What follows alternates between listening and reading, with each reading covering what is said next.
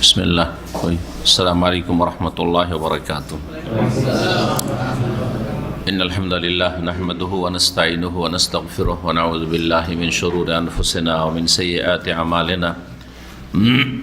मन यहदिहिल्लाहु फला मुदिल्ल लहु व मन युद्लिल फला हादिय लहु। व अशहदु अन ला इलाहा इल्लल्लाह वहदहु ला शरीका लहु व अशहदु अन्ना मुहम्मदन अब्दुहु व रसूलुहु सल्लल्लाहु तआला अलैहि व अला आलिहि व सहबिहि व सल्लम तस्लीमन कसीरा। अम्मा बाद, फ़अऊज़ु बिल्लाहि मिनश शैतानिर रजीम। बिस्मिल्लाहिर रहमानिर रहीम। वक़ालल्लज़ीना कफ़रू ला तस्मऊ लिहाज़ल क़ुरआन वल्ग़ौ फ़ीहि लअल्लकुम तग़लिबून। মহান আল্লাহর সমস্ত প্রশংসা যে আল্লাহ রাব্বুল আলামিন আমাদেরকে তার মনোনীত দিন ইসলাম, যা শেষ নবী প্রিয় নবী মুহাম্মদুর রাসূলুল্লাহ সাল্লাল্লাহু আলাইহি ওয়াসাল্লামের মাধ্যমে মানব জাতি পর্যন্ত আল্লাহ রাব্বুল আলামিন পৌঁছিয়ে দিয়েছেন,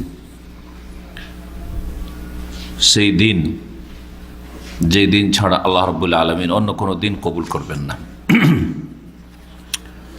আমাদের ধারাবাহিক সিরাতুন নবী, সেই নবী মুহাম্মদ সাল্লাল্লাহু আলাইহি সাল্লামের জীবনী সম্পর্কে আলোচনা, যার মাধ্যমে দিনকে আপনাকে জানতে হবে, শিখতে হবে এবং গ্রহণ করতে হবে তার অনুসরণের মাধ্যমে, তার ছেড়ে যাওয়া ইলমের মাধ্যমে।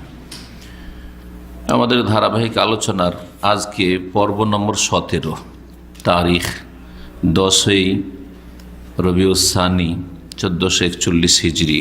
এই প্রতি শনিবারে যা আমাদের ধারাবাহিক আলোচনা চলছে, বিষয়বস্তু হচ্ছে নবী করিম সাল্লাল্লাহু আলাইহি সাল্লামের দাওয়াত যে মক্কি জীবনে শুরু হয়, তার বিরোধিতা করতে গিয়ে মক্কার মুশরিকরা, আরব মুশরিকরা, বিশেষ করে কুরাইশ, রাসূলুল্লাহ সাল্লাল্লাহু আলাইহি সাল্লামের বংশের লোকেরা যেই বিরোধিতার জন্য বিভিন্ন পন্থা অবলম্বন করেছিল, তার চতুর্থ পন্থা, তা হচ্ছে তর্ক এবং বাকবিতণ্ডা।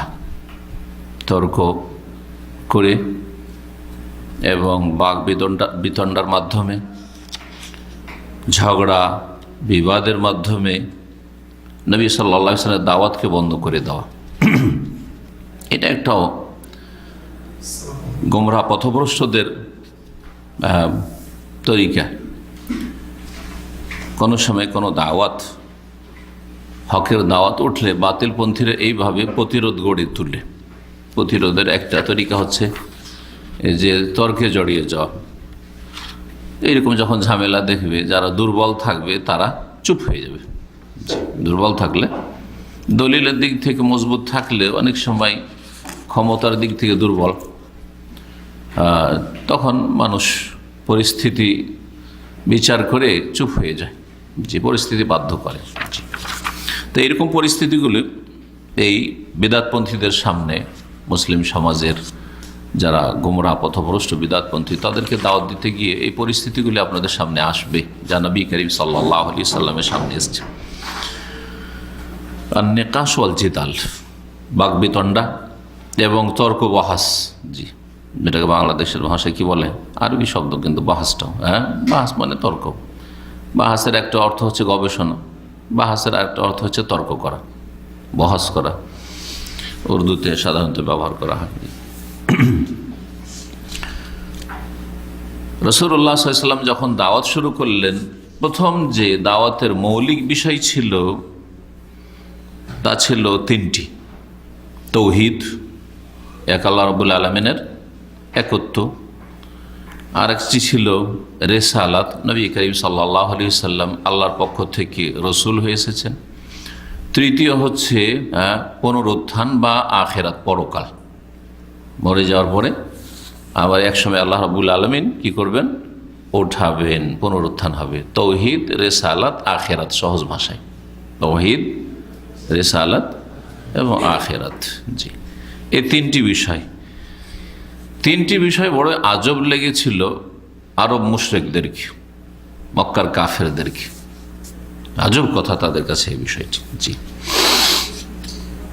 আর এই 3টি বিষয়ে প্রথম চরম দ্বন্দ্ব শুরু হয়। এ কেমন কথা? কেমন কথা, আমরা এত দেবদেবীর উপাসনা করি, পূজা পাঠ করি, আর বলছেন না এই সব কিছুই করা যাবে না, এক আল্লাহ ছাড়া কারো ইবাদত করা যাবে না।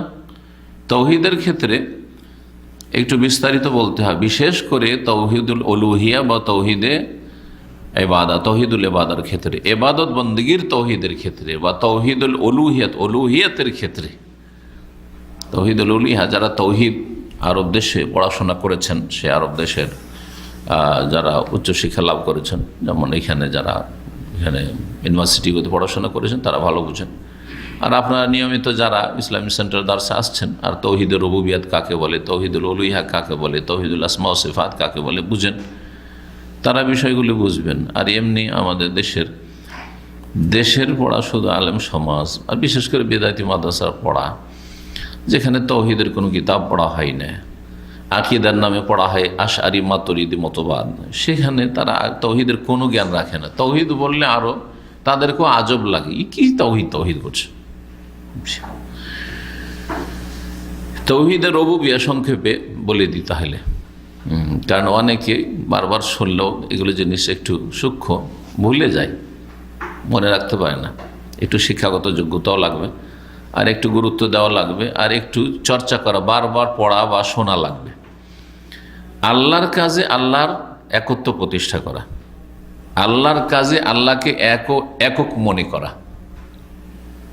আল্লাহর কাজ হচ্ছে সৃষ্টি করা, আল্লাহর কাজ হচ্ছে রিজিক দেওয়া, আল্লাহর কাজ হচ্ছে জীবন দেওয়া, আল্লাহর কাজ হচ্ছে মরণ দেওয়া, আল্লাহর কাজ হচ্ছে নিয়ন্ত্রণ করা, তাই না? এই ধরনের আল্লাহ রাব্বুল আলামিন কুল্লা ইয়াউমিন হুয়া ফি শান, প্রতিদিন আল্লাহ রাব্বুল আলামিনেরও বহু কাজ, কাউকে উঠাচ্ছেন, কাউকে নামাচ্ছেন, উত্থান পতন, ধ্বংস করা, কাউকে উন্নতি দেওয়া, সব কাজ কার? আল্লাহর কাজ। জি, সুস্থ করা, অসুস্থ করা, সব কার কাজ? ছেলে দেওয়া, কারো ছেলে নিয়ে নেওয়া, সব আল্লাহর কাজ। জি হ্যাঁ, এগুলো হচ্ছে তাওহীদুর রুবুবিয়্যাহ। তো আরব মুশরিকরা তাওহীদুর রুবুবিয়্যাহটা মানত, মানে এই কাজগুলি আল্লাহর সাথে তারা খাস করত, এটা মানত। তাওহীদুর রুবুবিয়্যাহতে আল্লাহর কাজে তাদের দ্বীনে ইসলামের সাথে কোনো দ্বন্দ্ব ছিল না। মক্কার মুশরিকরা আল্লাহকে সৃষ্টিকর্তা মানত, জি, আল্লাহকে রিজিক দাতা মানত, আল্লাহকে মানত। তারা আল্লাহকে শুধু মানত না, আল্লাহর অস্তিত্ব মানত না আস্তিকদের, মুশরিকদের মতো, বরং তারা আল্লাহর কাজগুলিকে আল্লাহর জন্য মানত, তাওহীদুর রুবুবিয়্যাহকে মানত। তাহলে দ্বন্দ্ব কোথায় ছিল ইসলামের সাথে? তাওহীদুল ইবাদাহ, ইবাদতের ক্ষেত্রে তাওহীদ। তাওহীদুল উলুহিয়া, যার অপর নাম হচ্ছে উলুহিয়াত, এলাহ মাবুদ, এলাহ মানে মাবুদ, মাবুদ উপাস্য একমাত্র আল্লাহ, এটা মানতে পারি না। উপাস্য অনেক, বাকি দেনেওয়ালা, লেনেওয়ালা, সৃষ্টি করনেওয়ালা, রিজিক দেনেওয়ালা, হায়াত মৌতের মালিক, নিয়ন্ত্রণকারী কে? আল্লাহ। কোরআনে এসব বারবার করে উল্লেখ করা হয়েছে, ওয়ালা ইন সাআলতা মান খালাকাস সামাওয়াতি ওয়াল আরদ লা ইয়াকুলুনা আল্লাহ। তাদেরকে যদি জিজ্ঞেস করো হে নবী, মানে আরব মুশরিকদেরকে, মক্কার কুরাইশদেরকে, যে আসমান জমিন কে সৃষ্টি করেছে, লা ইয়াকুলুনা আল্লাহ, অবশ্যই তারা বলবে উত্তরে যে আল্লাহ। তাহলে তারা বলতো না জামাতে 360টা মূর্তির কোনো একটা মূর্তি অথবা এই সবগুলি মিলে আসমান জমিন অথবা একটা তারকা গ্রহ সৃষ্টি করেছে? বলতো না। একটা পাহাড় পর্বত সৃষ্টি করেছে? না, সব কিছুর মালিক আল্লাহ।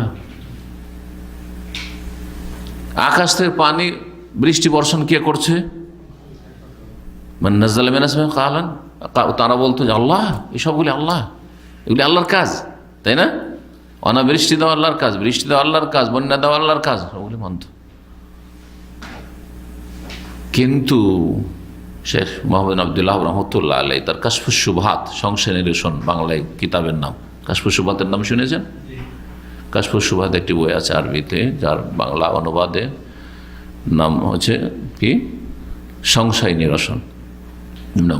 মুশরিক যারা, মুসলিম সমাজের যারা শিরিক করে থাকে, মাজারপন্থী, তাদের বেশ কিছু সংশয় রয়েছে, ওসিলা ধরা সংশোধন, এসব ওসিলা আমাদের এর নিরসন করা। ওতে তিনি বলেছেন যে আরব মুশরিকদের শিরকের চাইতো বর্তমান যুগে নব্য মুশরিকদের শিরক হচ্ছে জঘন্য। দুই দিক উনি উল্লেখ করেছেন, অন্যান্য আলেমরা আরো আরেকটা দিক, তিন দিক থেকে জঘন্য। বিভিন্ন আলোচনা করেছি, এগুলো দিক যদি এখন আলোচনা করি তো সিরাতুন নবী চলে যাবে, ওই জন্য ওদিক বলবো না।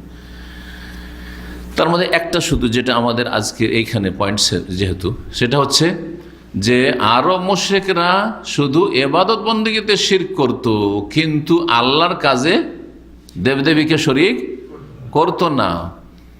কিন্তু নব্য যুগের বা মুসলিম সমাজের যারা মুশরিক বা শিরককারী মাজার পূজারী, তারা ইবাদতেও শিরিক করে আর আল্লাহর কাজে রুবুবিয়তেও শিরক করে। যেমন করে ইবাদতে সেজদা হচ্ছে বান্দার কাজ, তাওহীদুল উলুহিয়া কি বা তাওহীদুল ইবাদা কি? বান্দার কাজে আল্লাহর তাওহীদ প্রতিষ্ঠা করা। বান্দার কাজ হচ্ছে সেজদা করা, দোয়া করা, ফরিয়াদ করা, বালা মুসিবত উদ্ধার কামনা করা, তাই না? ছেলে সন্তান চাওয়া, মেয়ে সন্তান চাওয়া, হ্যাঁ, রোগের আরোগ্য চাওয়া। জি, তো আরব মুশরিকরা বান্দার তৌহিদে মানে তৌহিদুল ইবাদায় শিরক করত। বর্তমান যুগের যারা শিরকারী তার এগুলো তো শিরক করছে, তা আরবদের সমান হয়ে গেল আরব মুশরিকদের। আর অতিরিক্ত আরব মুশরিকরা আল্লাহর কাজে শরিক করত না, কিন্তু বর্তমান যুগের যারা শিরকারী তারা আল্লাহর কাজেও শিরক করে। কি?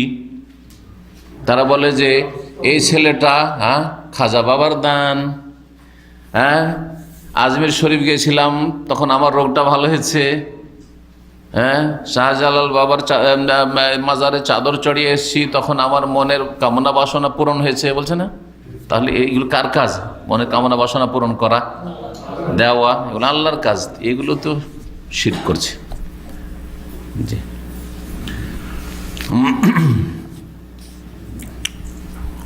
তো তৌহিদের কথা যখন বলা হয়েছিল মানে তৌহিদুল উলুহিয়া, আর দ্বীনে ইসলামে তৌহিদে রুবুবিয়তকে তৌহিদুল উলুহিয়ার জন্য দলিল হিসাবে পেশ করা হয়েছে। কেমন করে? এটা একটা গুরুত্বপূর্ণ পয়েন্ট শুনে রাখেন। তৌহিদুল রুবুবিয়ত মানে আল্লাহর কাজগুলি আল্লাহর জন্য খাস করা, তাই না? তো এটা কিসের দলিল? তৌহিদুল ইবাদা বা তৌহিদুল উলুহিয়ার দলিল, হ্যাঁ, কাফেরদের বিরুদ্ধে, মুশরিকদের বিরুদ্ধে। কেমন করে? সেটা এইভাবে যে যখন সবকিছু আল্লাহ করছেন, তোমরা স্বীকার করছো যে এগুলো কে করে? সৃষ্টি কে করেন? রিজিক কে দেন? হায়াত মতের মালিক কে? ভালো মন্দের মালিক কে? সবকিছু যখন আল্লাহ করছেন, আপনার আমার সবকিছু আল্লাহ দিচ্ছেন, তো আমি ইবাদতটা আবার আল্লাহ ছাড়া অন্য কাউকে কেন দেবো? বুঝতে পেরেছেন? আমার ইবাদতটা আল্লাহর জন্য হবে, যিনি সবকিছু দেনেওয়ালা, সবকিছুর মালিক।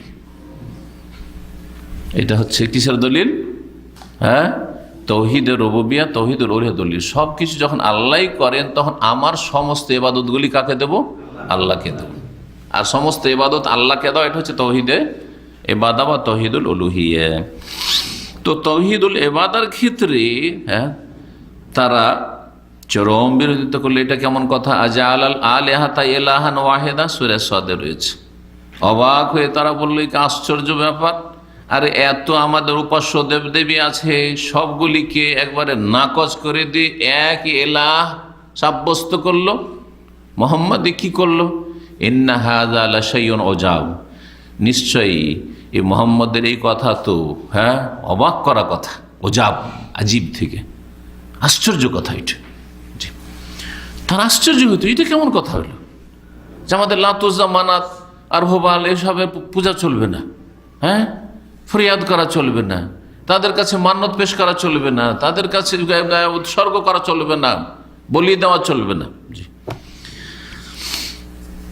রেসালাতের বিষয়েও তাদের দ্বন্দ্ব। এটা কেমন করে হইতে পারে? আসছে কথাগুলি বিস্তারিত, সেজন্য মানুষ কি করে রসুল হইতে পারে?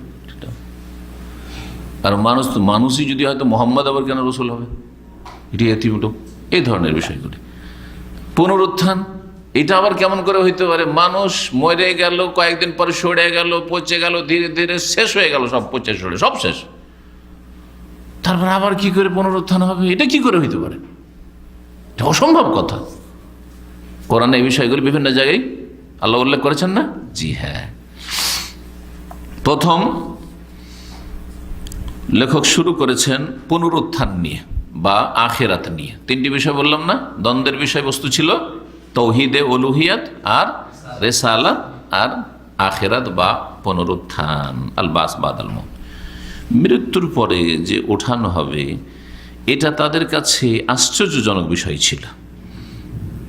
আর এটা তাদের কাছে অসম্ভব বিষয় ছিল, এটা বিবেক মেনে নিতে পারে না।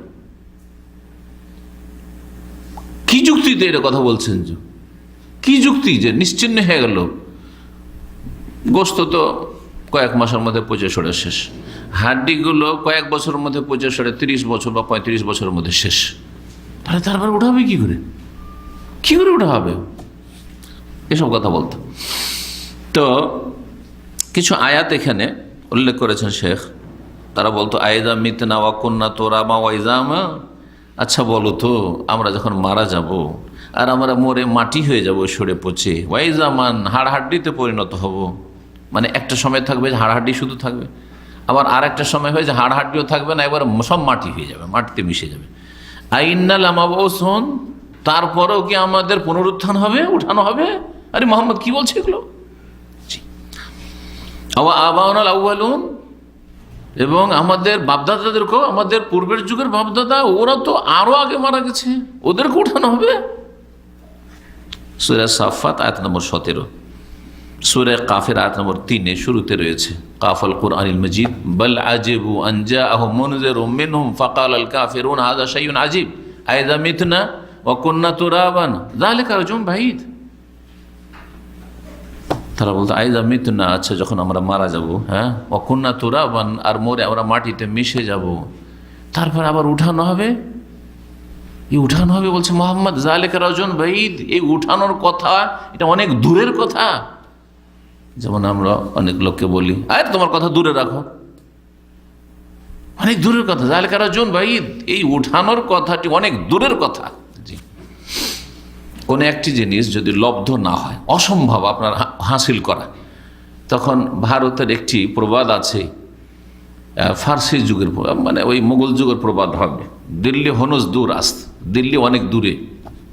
এটা বাংলাতে হয়তো অনেকে বলে থাকে, আরে দিল্লি অনেক দূরে, তার মানে তুমি যে কথা বলছো এটা স্বপ্ন শুধু, এর কোনো বাস্তবায়ন হবে না। আরো তারা বলতো হাল নাদুল্লুকুম আলা রাজুলিন, কাফেররা কি বলতো, আল্লাহ কোরআনে বলছেন, রহস্য উপহাস করে। একটা তো ছিল, একটা পর্যায়ে ছিল যে উপহাস করতো, তার সাথে সাথে অবাক হয়ে আর উপহাসও করতো। হাল নাদুল্লুকুম আলা রাজুলিন, আরে শুনেছো একটা লোক আছে মক্কায়, ওর কথা শুনেছো, ইউনাব্বিউকুম, যে তোমাদেরকে এমন একটা কথা বলছে বা সংবাদ দিচ্ছে যে ইযা মুযজিতুম কুল্লা মুমাজ্জাক, যখন তোমরা সরে পচে টুকরো টুকরো হয়ে যাবে। এত সুন্দর বইটা, সরে পচে টুকরো টুকরো ছিন্ন ভিন্ন হয়ে যাবে, ছড়িয়ে ছিটিয়ে আছে হাড্ডি। জি, তারপরে নিশ্চিন্ন হয়ে গেলে, এটা একটা স্তর মানুষের সরা পচা, কিন্তু টুকরো টুকরো হয়ে পড়ে আছে, আর তারপরে এমন একটা সময় আসবে আবার শেষ। তো এই সময়টার কথা বললে কাফেররা বলছে ইন্নাকুম লাফি খালকিন জাদীদ, এই লোক বলছে যে তোমাদেরকে নতুন করে আবার সৃষ্টি করা হবে, নতুন করে আবার সৃষ্টি করা হবে।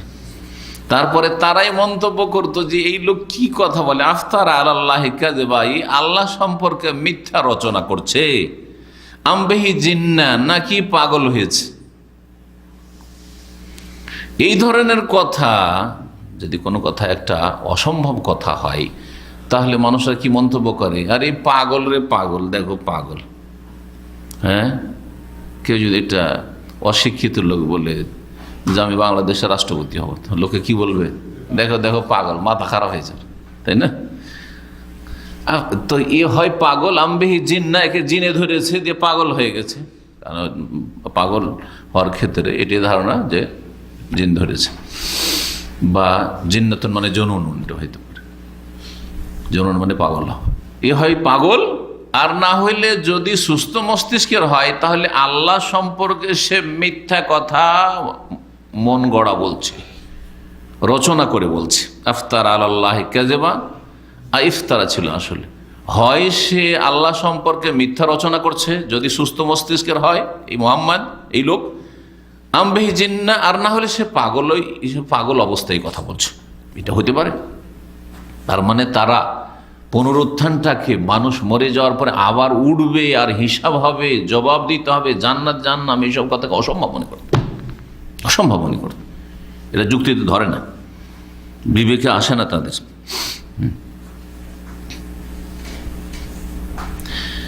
তাদের একজন কবি এ কথাও বলেছিল, আমুতু, হ্যাঁ, বা আমাউতুন সুম্মা বাসুন সুম্মা হাসরুন। এই যে মোহাম্মদ কি বলছে, মরব, তারপরে পুনরুত্থান, তারপর আবার হাসর, মানে সবকে নাকি আমাদেরকে এক জায়গায় জমা করা হবে। বলছে হাদিস ও খোরাফাতিন, এগুলি হচ্ছে কুসংস্কার। আরে হককে কুসংস্কার বলতে, এটা পথভ্রষ্ট যারা, তাদের চিরাচরিত এটা অভ্যাস। আপনি যতই আল্লাহর কথা বা রসুলের কথা, ওহির কথা, দলিলের কথা বলেন, আপনি দুর্বল, হ্যাঁ, আর ওদের মেজরিটি তো আপনাকে এইসব মন্তব্য করবে। হ্যাঁ, হক কথা বললে কি বলবে আপনাকে, আরে দাজ্জালের ফিতনা এসে, দাজ্জালের ফিতনা, আল্লাহু আকবার বলছে না, এই যুগের বড় ফিতনা। হ্যাঁ, বাঙালি বিদ্যার্থীরা বলছে, এই শেখ মতিউর রহমান, শেখ তো বলেই না, আমার নাম ধরে বলছি, হচ্ছে এই যুগের বড় ফিতনা একটা।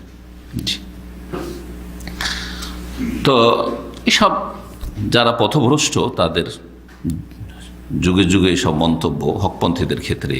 রাসূলুল্লাহ সাল্লাল্লাহু আলাইহি সাল্লামের এগুলি সুন্নাত। জি, দিনের কাজ করলে, দাওয়াতের কাজ করলে কিছু কষ্টদায়ক সুন্নাত বা তিক্ত সুন্নাতও পালন করতে হবে, শুধু মিষ্টি মিষ্টি সুন্নাত পালন করলে হবে না। আল্লাহ রাব্বুল আলামিন এরা যে মক্কার কাফেররা বা আরব মুশরিকরা পুনরুত্থানকে বিশ্বাস করত না, অবাক হইতো, এটাকে অসম্ভব মনে করত, এর খণ্ডন বিভিন্ন পন্থায় করেছেন, বিভিন্ন ভাষাতে বিভিন্নভাবে খণ্ডন করেছেন। যার সার কথা হচ্ছে, প্রথম একটি বিষয়, সেটা হচ্ছে যে আমরা পৃথিবীতে দেখছি যে একজন জালেম অনেক জুলুম করলো, কত লোকে খুন করলো, কত লোকের ধন সম্পদ আত্মসাৎ করলো, কত লোকে মারধর করলো, কত রকমের জুলুম মেলা রকমের আছে। আর তারপরে দুনিয়া থেকে চলে গেল, তার কোনো বিচার হলো না। হচ্ছে না, হচ্ছে না?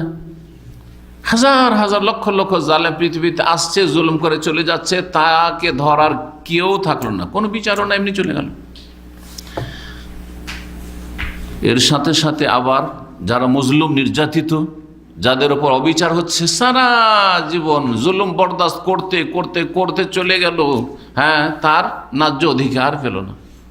এই অবস্থায় যে মানুষ দুনিয়া থেকে বিদায় নিচ্ছে, জালেম জুলুম করে দুনিয়া থেকে চলে যাচ্ছে, আর মজলুম জুলুম বরদাস্ত করে করে সারা জীবনটা চলে গেল, মরে গেল, নিজের অধিকার পেল না।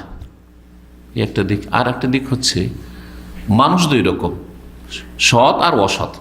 সৎ লোকেরা সারা জীবন ভালো কাজ করলো, কিন্তু কষ্ট আর কষ্ট, জীবনে কষ্ট আর কষ্ট, অসুখ বিসুখ, তারপরে আর্থিক সংকট, তারপরে বিভিন্ন রকম বালা মুসিবত ইত্যাদি লাগাই আছে। নেক আমল করলেই যে একেবারে দুনিয়াতে আল্লাহ জান্নাত দিবে কথা বলেননি, কা দুনিয়া তো আর বদলার জগৎ না, পরীক্ষার জগৎ। তো ভালো মানুষ, একজন নেক মানুষ সারা জীবন কষ্ট করে চলে গেল, অথচ অনেক নেক কাজ করলো, সেও কিছু বদলা পেল না দুনিয়াতে, অথচ নেক মানুষ ছিল। এর বিপরীত আর এক শ্রেণীর লোক আছে, অসৎ লোক, সারা জীবন অসৎ, সুদখোর, ঘুষখোর, বেঈমান, শিরককারী, কুফরিকারী, নাস্তিক, ভোগ বিলাসের সামগ্রী শেষ নাই, কোটিপতি, টাকা পয়সা দুনিয়ায় রাখবে কোথায়, দিশেহারা, সুখ আর সুখ আর সুখ আর সুখ দুনিয়ার।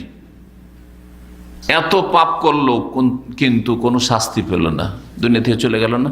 দুই শ্রেণী, জালেম চলে গেল, মজলুম চলে গেল। হ্যাঁ, জালেমের বিচার হলো না, মজলুম নিজের হক পেল না। ভালো মানুষ চলে গেল, কিছুই পেল না, এত ভালো কাজ করলো। খারাপ মানুষ অন্যায় করে, পাপ করে, বিভিন্ন পাপ জড়িয়ে চলে গেল, জিনাকারী জিনা করে চলে গেল, খুনকারী খুন করে চলে গেল, কোনো সাজা শাস্তি পেল না, দুনিয়া থেকে চলে গেল। তারপরে যদি পরকাল বলে কোনো কিছু না থাকে, আর আমরা সৃষ্টিকর্তা আল্লাহকে মানছি যে আল্লাহ আছেন, তাহলে আল্লাহ কি বিচার টিচার করলেন? কোনো বিচারই হলো না। তাইলে কোনো বিচার হইল? বিচার হলো না।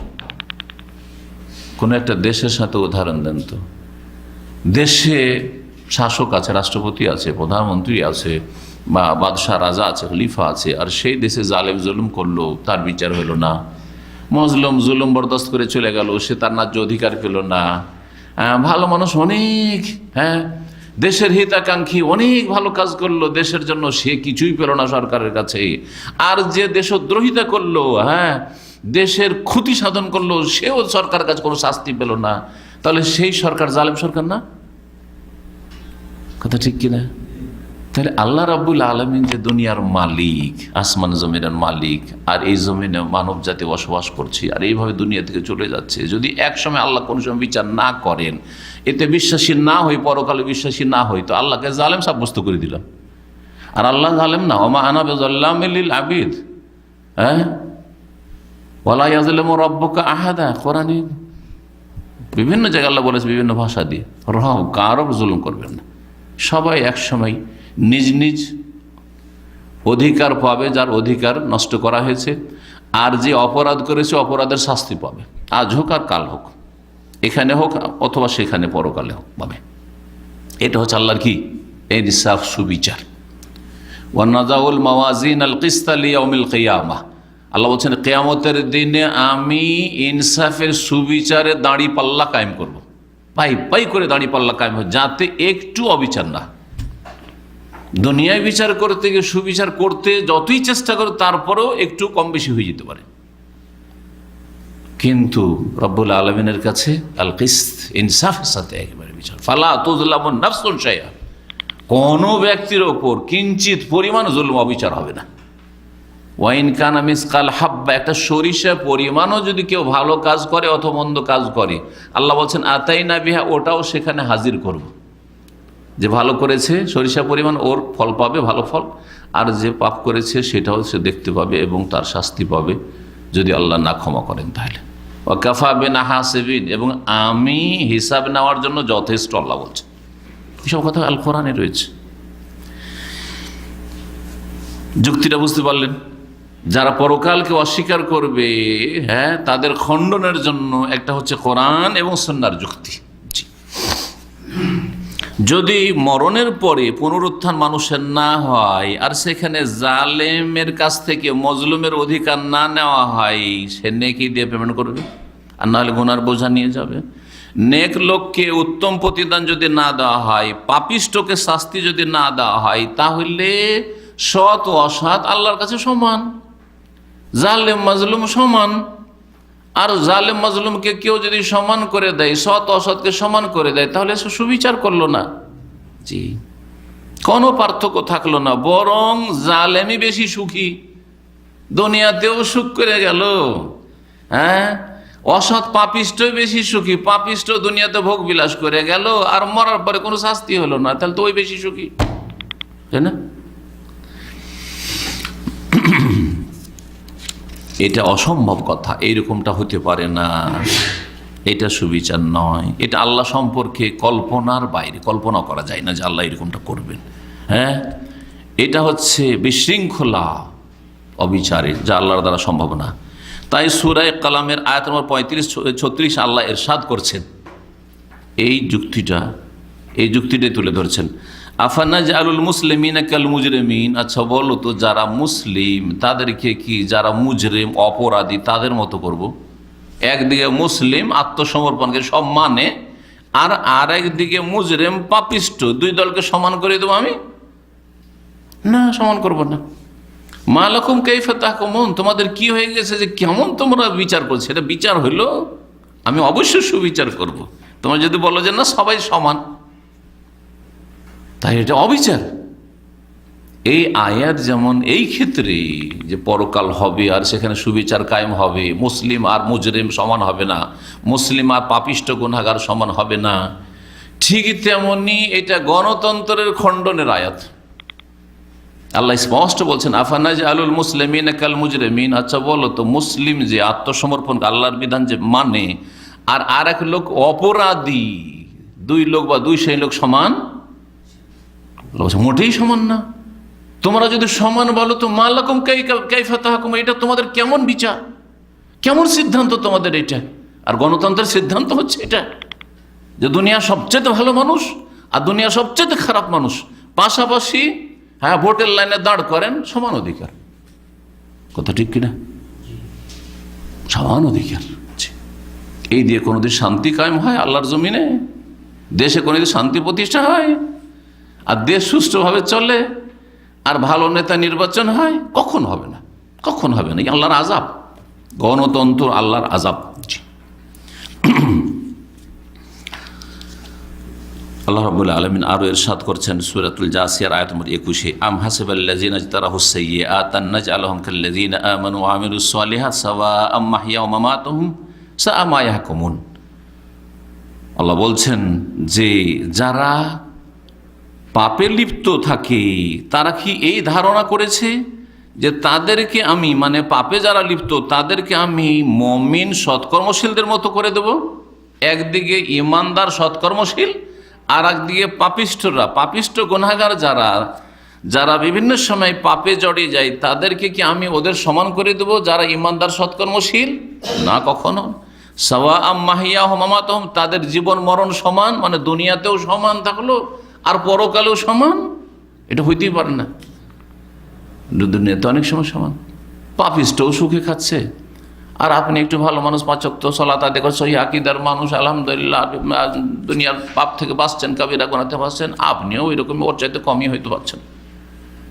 দুনিয়াতে বরাবর সাওয়াআন থাকলেন আর মরার পরে ওই রকমই থেকে যাবেন, মানে কোনো বিচার টিচার হলে একই রকম এক জায়গায় সবাই, বা মরে সরে আপনিও থেকে গেলেন ভালো মানুষ আর সেও থেকে গেল, কোনো বিচার হলো না, কিছু হলো না, জান্নাতে নেই জাহান্নামে কিচ্ছু নেই, তাহলে কোথায় বিচার হলো, কোথায় ইনসাফ হলো?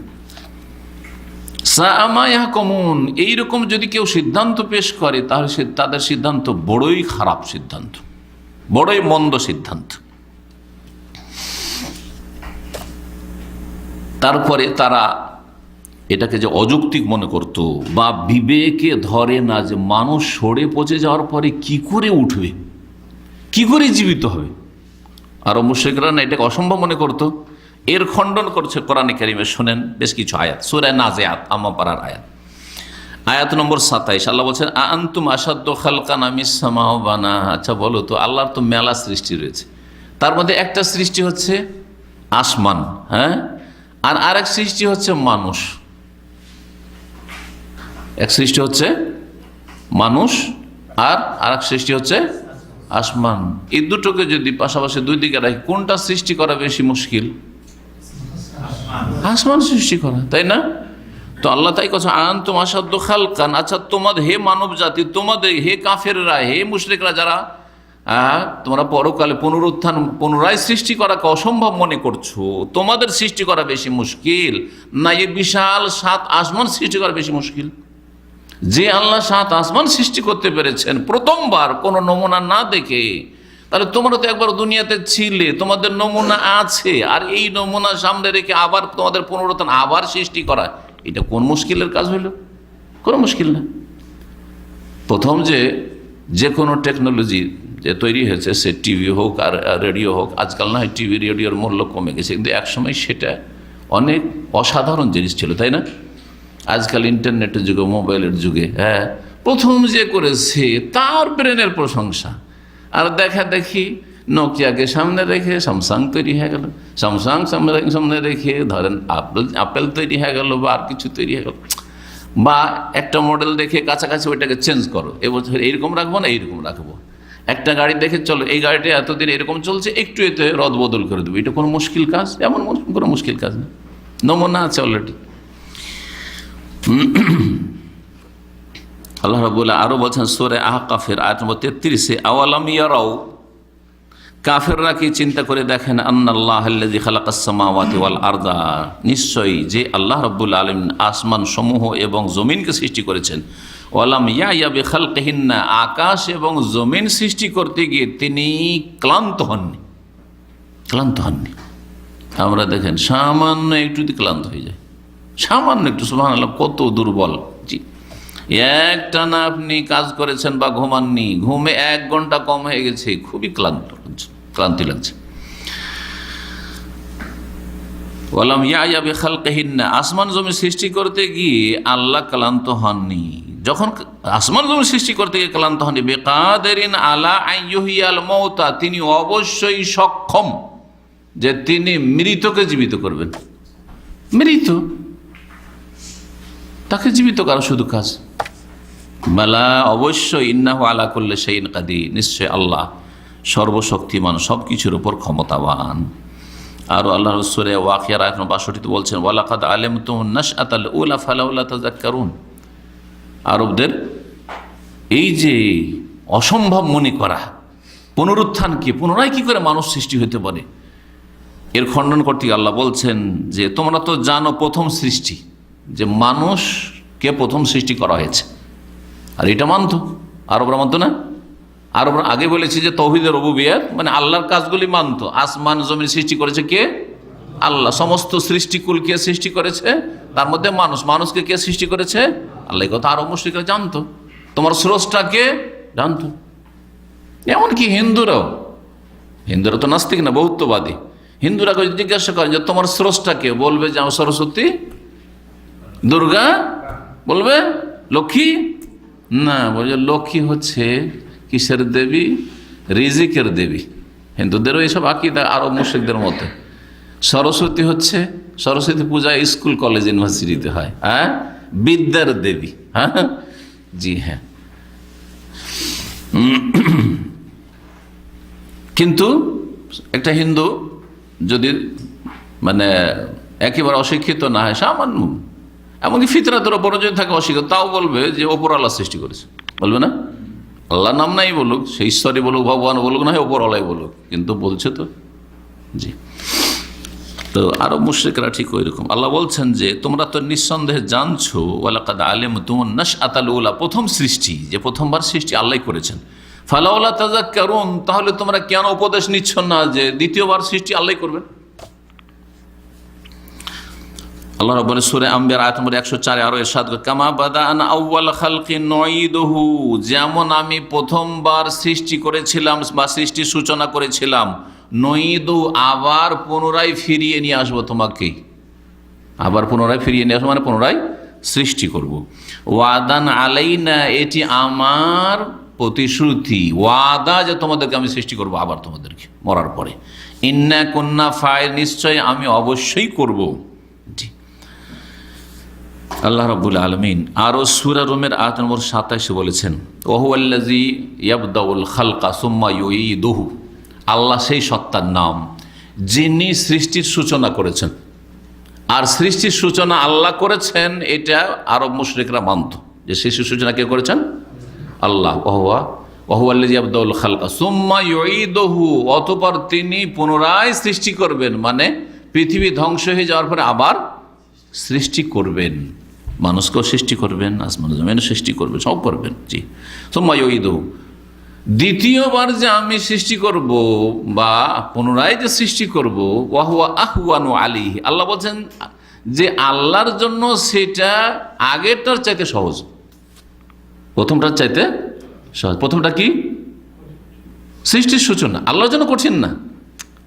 তুলনামূলক আমরা বলবো যে যদি তুলনা করি তো ওইটা কঠিন, কিন্তু আল্লাহর জন্য কোনোটাই কঠিন না। আল্লাহর জন্য কি প্রথমটা বলবো কঠিন? না, কোনোটাই কঠিন না। ইন্না যালিকা আলাল্লাহি ইয়াসির, সব সহজ আল্লাহর জন্য। কিন্তু তুলনা করে মানুষের ব্রেনে ঢোকাবার জন্য যে তোমার সামনে দুটো অবস্থা রাখা, একটা হচ্ছে প্রথমবার করা সৃষ্টির সূচনা, আর একটা হচ্ছে পুনরায় সৃষ্টি করা। ওয়াহুয়া আহওয়ানু আলী, পুনরায় সৃষ্টি করা আল্লাহর কাছে অতি সহজ। জি, সূরা কাফির আয়াত নম্বর 15 আল্লাহ ইরশাদ করেছেন আফা আইনা বিল খালকিল আউয়ালে, আচ্ছা আমি কি ক্লান্ত হয়েছি প্রথম সৃষ্টি করায়? হ্যাঁ, বাল হুম ফি লাবসিন মিন খালকিন জাদীদ, প্রথম সৃষ্টি করে আমি ক্লান্ত হইনি। কিন্তু ইহুদিদের বদ আকীদা, ইহুদিদের কুফরি আকীদা যে আল্লাহ রাব্বুল আলামিন 6 দিনে সব কিছু সৃষ্টি করলেন আর তারপরে ক্লান্ত হয়ে পড়লেন, নাউজুবিল্লাহ। তখন শনিবারের দিন তিনি কি করলেন? বিশ্রাম নিলেন, রেস্ট করলেন। সেই জন্য ইহুদিদের ছুটি হচ্ছে প্রতি শনিবারে। ইহুদিদের সাপ্তাহিক বড়দিন হচ্ছে শনিবার, আর খ্রিস্টানদের হচ্ছে রবিবার। আল্লাহ রাব্বুল আলামিন মুমিনদেরকে, মুসলিমদেরকে, এই উম্মতে মুসলিমাকে সবচেয়ে শ্রেষ্ঠ দিন, আফজালুল আইয়াম, সেটা জুমাবার দিলেন। জি, বালহুম ফি লাবসিন মিন খালকিন জাদীদ, বরং তারা নতুন করে যে সৃষ্টি করা, মানে পুনরায় যে সৃষ্টি করা হবে, এ সম্পর্কে তারা সংশয় নিমজ্জিত রয়েছে। জি হ্যাঁ, বা তারা এই সন্দিহান রয়েছে। তো বিস্তারিত আলোচনা। তৃতীয় বিষয়টি হলো, তিনটি যে দ্বন্দ্বের বিষয় ছিল বা তর্কের বিষয় ছিল। কি তর্ক? যে পুনরুত্থান হবে না, কি বলো এই সব কথাবার্তা। এর খণ্ডন সম্পর্কে বেশ কিছু আয়াত এখানে নিয়ে আলোচনা করা হইল। দ্বিতীয় যে বিষয়টি সেটা হচ্ছে নবী করিম সাল্লাল্লাহু আলাইহি ওয়াসাল্লামের রিসালাত। 2 নম্বরে প্রথম ছিল তৌহিদ। তৌহিদের কথাটি বিস্তারিত বলবেন, সেজন্য শেষখানে রেখেছেন লেখক। ইনশাআল্লাহ তাআলা সেটাতে সময় লাগবে, একদিনে শেষ করতে হয়তো কষ্ট হবে, কিন্তু চেষ্টা করব। আজকে রিসালাত সম্পর্কে আলোচনা যদি করি তো করে দেওয়া যাবে, যদি কিন্তু আধা ঘন্টা লাগতে পারে, চলবে? নবী সাল্লাল্লাহু আলাইহি ওয়াসাল্লাম রাসূল হয়ে আসলেন, বললেন যে আনা রাসূলুল্লাহ সাল্লাল্লাহু আলাইহি ওয়াসাল্লাম, আমি আল্লাহর রাসূল হয়ে এসেছি। ইন্নী রাসূলুল্লাহ ইলাইকুম জামিআন, তোমাদের সকলের জন্য রাসূল হয়ে এসেছি। হ্যাঁ, তোমাদেরকে সতর্ক সাবধান করার জন্য এসেছি, তোমাদেরকে সুসংবাদ দেওয়ার জন্য এসেছি। তোমরা মেনে নাও তো সুসংবাদ, না মানো তো সাবধান করছি, সতর্ক ওয়ার্নিং দিচ্ছি। জি। তো এই সম্পর্কে তাদের সংশয় শুরু হলো, অথচ তারা জানছিল যে নবী মুহাম্মদ সাল্লাল্লাহু আলাইহি ওয়াসাল্লাম এমন এক ব্যক্তি, যেই ব্যক্তি সত্যবাদী, এতে কোনো সন্দেহ নেই, কোনোদিন মিথ্যা শুনিনি। আমানতদার, বিশ্বস্ত, এতে কোনো সন্দেহ নেই। নেক মানুষ, সৎ মানুষ, এতে কোনো সন্দেহ নেই, দ্বিমত নেই তাদের। এতদিন পর্যন্ত কোনো দ্বিমত ছিল না। এবং সেই ব্যক্তি পাপ থেকে মুক্ত, কোনো অপরাধের সাথে সে জড়িত নেই, তার কোনো জীবনে এরকম কোনো ইতিহাস নেই, রেকর্ড নেই, এইটাও তার বিশ্বাস করত। কিন্তু তার সাথে সাথে তারা মনে করত যে নবুয়াতের রিসালাত, নবী রসুল হয়, এটা জানতো। মুশরিক হইলেও নবী রসুল হয় অনেক বড় মানুষরা এটা জানতো, মহামানব নবী রসুল হয়। তো কিন্তু এই ক্ষেত্রে তাদের ধারণা স্বচ্ছ ছিল না যে নবী রসুল মানুষ না, মানুষ হইতে পারে না, মানুষ কি করে হবে। আজকাল যদি বিদাতীদের ধারণায় যদি স্বচ্ছ না থাকে, নবীকে মানুষই মানতে রাজি না, নবীকে নূরে নবী বলতে হবে, না হইলে আপনি কি করলেন, নবীর মানহানি করলেন আপনি। সুতরাং আপনি কি হয়ে গেলেন, নবীর মানহানির কারণে মুসলিম থাকলেন না, ওয়াহাবি আর কাফের হয়ে গেলেন তাদের কাছে। এটা না ফতোয়া তাদের। জি, তারা মনে করতো যে নবুয়ত এবং রিসালাতের যে মর্যাদা, সেটা অনেক উঁচা মর্যাদা, যেখানে মানুষের পৌঁছা সম্ভব নয়, মানুষের পৌঁছা সম্ভব নয়। সুতরাং মানুষ রসুল হওয়া সম্ভব নয়, আর রসুল হলে সে মানুষ নয়। রসুল যদি কেউ হয় সে মানুষ নয়, আর মানুষ রসুল হতে পারে না, তাদের এই ধারণাই। রাসূলুল্লাহ সাল্লাল্লাহু আলাইহি ওয়াসাল্লাম যখন নিজের নবুয়ত রিসালাতের কথা ঘোষণা করলেন, ইকরা বিসমি রাব্বিকাল্লাযী দিয়ে তাকে নবুয়ত দেওয়া হইল, আর ইয়া আইয়ুহাল মুদ্দাসসির কুম ফাআনজির দিয়ে তাকে রসুল বানানো হইল। এই দুটো কথা মনে রাখবেন। সূরা আলাকের আয়াতগুলি দিয়ে তাকে নবুয়ত, মানে আল্লাহর পক্ষ থেকে আসমানি সংবাদ, নবা মানে খবর থেকে নবুয়ত, নবী, তার কাছে আসমানি সংবাদ আসা শুরু হলো। আর রিসালাত, যে তোমাকে আল্লাহর মেসেজ দেওয়া হচ্ছে, তুমি এই মেসেজ মানব জাতিকে পৌঁছাও। এটা সূরাতুল মুদ্দাসসিরের শুরু আয়াতগুলি দিয়া, আইয়ুহাল মুদ্দাসসির, এ চাদরে আবৃত, কম, এখন দাঁড়াও, শুয়ে থেকো না, ফাআনজির, যাও যাও, সাবধান করো, সতর্ক করো, আর মানুষকে দাওয়াত দাও। এই যে রিসালাত পৌঁছাও। এই বিষয়টি আমাদের দেশের মানুষরা জানে না। জি হ্যাঁ, এই জন্য বলে দিলাম যে এক আয়াত দিয়ে নবীকে নবী করা হয়েছে, আর এক আয়াত দিয়ে কী করা হয়েছে, তাকে রসুলও করা হয়েছে। প্রত্যেক রসুল নবী, কিন্তু প্রত্যেক নবী রসুল নন। জি, যখন রাসূলুল্লাহ সাল্লাল্লাহু আলাইহি ওয়াসাল্লাম তার নবুয়ত রিসালাতের ঘোষণা করলেন এবং ঈমানের দিকে আহ্বান করলেন, তখন মুশরিকরা হতভম্ব, আরে আমাদের মাঝখানে থাকতে থাকতে হঠাৎ করে কখন নবী হয়ে গেল রে, কে আবার কোত্থেকে নবী আসলো। অবাক হয়ে তারপরে বলতে লাগলো, মা লিহাযার রাসূল ইয়াকুলু তা'আমা ইয়ামশি ফিল আসওয়াক, আবার কোন রসুলের রসুল, ইয়াকুলু তা'আম, আমাদের মতো খাবার খায়, ওয়া ইয়ামশি ফিল আসওয়াক, আমাদের মতো হাটে বাজারে চলাফেরা করে, আমরাও কেনাকাটা করি, সেও কেনাকাটা করে, আমরাও বেচি, ব্যবসা করি, সেও ব্যবসা করে। নবী সাল্লাল্লাহু আলাইহি ওয়াসাল্লাম তো করতেন না ব্যবসা। এই কেমন কথা হইল? আচ্ছা, এই ধারণা শুধু মক্কার মুশরিকদের, আমাদের দেশে বেদাতি সমাজের, শুধু বেদাতি সমাজের না, আমাদের দেশের মূর্খ সমাজেরও, বিশেষ করে বাঙালি সমাজের একটি আপনাদেরকে নতুন দিক মানে আপনাদের সামনে তুলে ধরতে চাইছি। সুবহানাল্লাহ, আমাদের দেশে আলেম সমাজ সম্পর্কে মনে করে যে মাদ্রাসা পড়লে ওকে হয় মাদ্রাসা ধরতে হবে, না হয় কোনো মসজিদের এমামতি ধরতে হবে। মাদ্রাসা ধরলে ওর জন্য কোনো ব্যবসা বিজনেস করা যাবে না। মাদ্রাসায় পড়াশোনা করলে হাফেজ আলেম যদি দোকান নিয়ে বসে, কি পড়লো কি করতে হবে? হয় কোনো মাদ্রাসার শিক্ষক হইতে হবে, আর না হলে কোনো মসজিদের ইমাম হইতে হবে।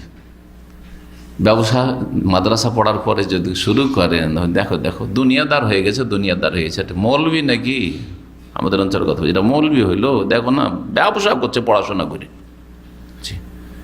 তার মানে এই আয়াত ঠিক যেন বলছে, এই আয়াতের কথাগুলি বলছে মালে হাজার রাসূল, ই আবার হুজুর কেমন হুজুর, ই আবার কোন আলেম হইলো, আমাদের মতোই খাবে দাবে, আমাদের মতো ব্যবসা করবে, আমাদের মতো দোকানপাট করবে। হ্যাঁ, এটা কেমন? আপনি যদি স্কুল কলেজ পড়ে কোম্পানিতে ডিউটি করতে পারেন, চাকরি করতে পারেন, তো একজন মাদ্রাসা পড়ে করতে পারেন না? অবশ্যই করতে পারে। রাসূলুল্লাহ সাল্লাল্লাহু আলাইহি ওয়াসাল্লাম ব্যবসা করেছেন না করেননি? সাহাবীরা ব্যবসা করেছেন না করেননি? তারা তো এই উম্মতের সবচেয়ে বড় বড় আলেম ছিলেন, সাহাবীরা। আলেম সমাজকে মনে করে যে এরা এত পুত পবিত্র যে এদের মোল্লার দৌড় মসজিদ, হয় মসজিদে থাকো না মাদ্রাসায় থাকো, বাইরে কোথাও না। আর রাজনীতির কথা বললে গণতন্ত্রের রাজনীতি করবে, নোংরা রাজনীতি। আর যদি কোনো বক্তা যদি মৌলভী সাহেব রাজনীতির কথা বলে দেয়, এটা করা চলবে না, ওটা করা চলবে না, আলেম সমাজ কেন রাজনীতির কথা বলবে? ওদের এই সব কথাবার্তা বলার দরকারটা কি? মেলা আমাদের দেশে জলসা ওয়াজ মাহফিল হয়, যাতে বিজ্ঞাপনের নিচে লেখা থাকে যে রাজনৈতিক আলোচনা নিষিদ্ধ। দেখেছেন না দেখেননি জানি না, কিন্তু আমরা দেখেছি এক সময় অনেক অনেক লেখা থাকতো। কারণ রাজনীতির কথা বললে কোনো একটা দলের উপর আঘাত লাগবে হয়তো, বা দুই দলের উপর আঘাত লাগবে, কেউ আঘাত খেতে চায় না আলেম সমাজের কাছ থেকে, তাই না? তাদের মুখোশ খুলে যাবে, রাজনৈতিক আলোচনা নিষিদ্ধ। জি, তার মানে আপনারা অপরাধ করেন, বেঈমানি করেন, আত্মসাৎ করেন, অসৎ লোককে আপনার নেতা নির্বাচন করেন, আলেম সমাজ যেন চুপ থাকে, কিচ্ছু না বলে।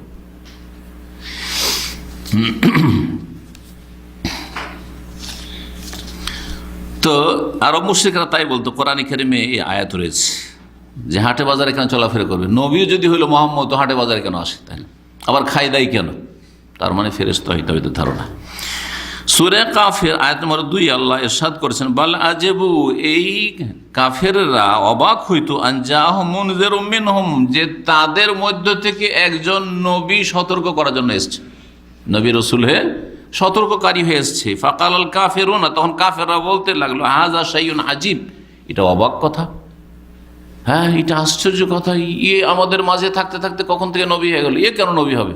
নবী হবে অসাধারণ ব্যক্তি, অনেক উঁচা লোক। জি জি, শুধু তাই না, সুবহানাল্লাহ, এই ধারণা এত ব্যাপক আকার ধারণ করেছে। আমি একবার দামামের মাছ মার্কেটে, কিন্তু মার্কেটে খুব কমই যায়, সেই দিন কোনো এক ভাই আরও ছিল, মনে হয় এনাম ভাই ছিল রাহিমাহুল্লাহ তাআলা, ওনার সাথে আমি মাঝে মাঝে সকালবেলা মার্কেটে যেতাম। তো সেদিন মনে হয় জোহর পরেই ছিল, কারণ মাছ মার্কেট জোহর পর থাকে। তো মাছ মার্কেটে আমি ওনার সাথে সাথে চলে গেছি, সাথে আছি। তো এক আমার মানে মানে অনুসারী, মানে ভক্ত শব্দটি আসলে ভালো নয়, সেজন্য বলতে চাই না, কিন্তু খুব মহব্বত করে ছেলেটা, আর হেদায়েত হয়েছে, নিয়মিত আলোচনা শুনে, কিন্তু আমাকে কোনোদিন দেখেনি ছেলেটা, আর মাছ মার্কেটে চাকরি করে। আমাকে দেখে দৌড় দিয়ে চলে এসছে, আসার বলে, শেখ আপনি এখানে? তারপরে এই বড় বড় চোখ করে দেখছে, আপনি এখানে? আপনি এখানে? যেন আমার ওখানে যাওয়াটা এটা অবাক কর্মকাণ্ড, এটা কেন?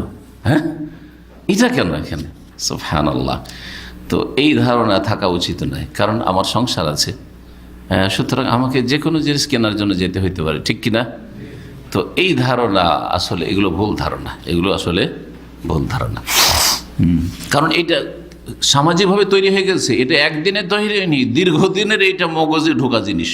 দীর্ঘদিন সমাজে এইরকম দেখে দেখে আলেম সমাজ মানে নিষিদ্ধ ব্যবসা বাণিজ্য, নিষিদ্ধ রাজনীতি, নিষিদ্ধ হচ্ছে অন্য কিছু, নিষিদ্ধ হচ্ছে আপনার ডিউটি করা, চাকরি করা কোম্পানিতে। আরে তুমি হাফেজ মানুষ আর কোম্পানিতে চাকরি করছো, যাও করে মসজিদ খুঁজো।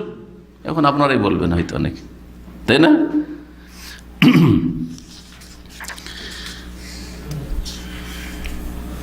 হাদা শাইউন আজীব। আরও তারা বলতো মা আনজালাল্লাহু আলা বাশারি মিন শাই, এটা কেমন কথা হলো, মোহাম্মদ মানুষ একজন, আর মানুষের ওপর আসমানি কিতাব নাজিল হইতে পারেন, আল্লাহ নাজিল করতে। মা আনজালাল্লাহু আলা বাশারি মিন শাই, আল্লাহ মানুষের ওপর কোনো বিধান নাজিল করতে পারে না, এটা অসম্ভব। তার মানে তাদের ধারণা, মক্কার মুশরিকদের ধারণা ছিল যে নবী হয় সে মানুষের মধ্যে থেকে হয় না, সে ফেরেশতা অথবা এমন কোন সৃষ্টি অসাধারণ, তার কাছে কালামে এলাহি নাজিল হইতে পারে, আল্লাহর কালাম নাজিল হইতে পারে। এই তাদের ভ্রান্ত আকীদার খণ্ডন শুনে আল্লাহ কোরআনে বলছেন তারপরের আয়াতে, সূরা আনামের আয়াত নম্বর 91, যখন তারা বলেছিল যে মা আনজালাল্লাহু আলা বাশারি মিন শাই, মানুষের উপর আল্লাহ কোনো কিছু নাজিল করেননি। আল্লাহ বলছে কুল, হে নবী তাদেরকে বলে দাও তো, যখন বলছে যে মোহাম্মদ তুমি মানুষ, আর মানুষের কাছে তো কোনো আসমানি বিধান নাজিল হইতে পারে না, তাহলে বলো তাদেরকে উত্তরে যে মান আনজালাল কিতাব আল্লাযী জাআ বিহি মূসা নূরান ওয়া হুদাল লিন-নাস, কে সেই সত্তা যিনি আল কিতাব তাওরাত নাজিল করেছেন, এমন এক কিতাব যেই কিতাব নিয়ে মূসা আলাইহিস সালাম আগমন করেছে। মূসা মানুষ ছিলেন না? ছিলেন না। আরে মূসা যদি মানুষ থাকে তো মোহাম্মদ মানুষ রসুলে আসলে তোমাদের অসম্ভব কেন লাগে? জি, যেই কিতাব ছিল নূর, জ্যোতি, ওহুদাল লিন-নাস, মানব জাতির জন্য, সেই যুগ পর্যন্ত বা নবী সাল্লাল্লাহু আলাইহি সাল্লামের আগমন পর্যন্ত দিক নির্দেশনা, এটা আয়াত। এখানে আরেকটা কথা বলেই নি, আরব মুশরিকরা শুধু অসম্ভব মনে করতো না যে মানুষ কি করে নবী হইতে পারে, বরং বর্তমান বেদাতি ভারত উপমহাদেশ, ভারত বাংলাদেশ যত বেদাতি রয়েছে, নবীকে কি বলে? নূরে নবী। নবী বাসার মানুষ নয়, নবী মানুষ নয়। তাহলে এই আকীদাই মক্কার মুশরিকদের সাথে তাদের মিল আছে কিনা বলেন দেখি। তারাও বলতো যে এ নবী হইতে পারে না কারণ মানুষ, আর এরা বলছে যে নবী এটা কিন্তু তিনি মানুষ না। তাহলে মানুষ নবী হইতে পারে না, এই আকীদাই কিন্তু এক। মক্কার মুশরিকদের আকীদা আর বিদাতীদের আকীদা কিন্তু এক, যে মানুষ নবী হইতে পারে না। জি, তারপরে কোরআনে কারিমে আম্বিয়া রসুলগণের কিস্সা কাহিনী আল্লাহ বর্ণনা করলেন, এবং সমস্ত আম্বিয়া রসুলগণের জাতিদের সাথে যেসব তাদের কথোপকথন হয়েছে এবং তাদের যেসব ঘটনা ঘটেছে ওই সব কোরআনে কারিম আল্লাহর বর্ণনা করলেন।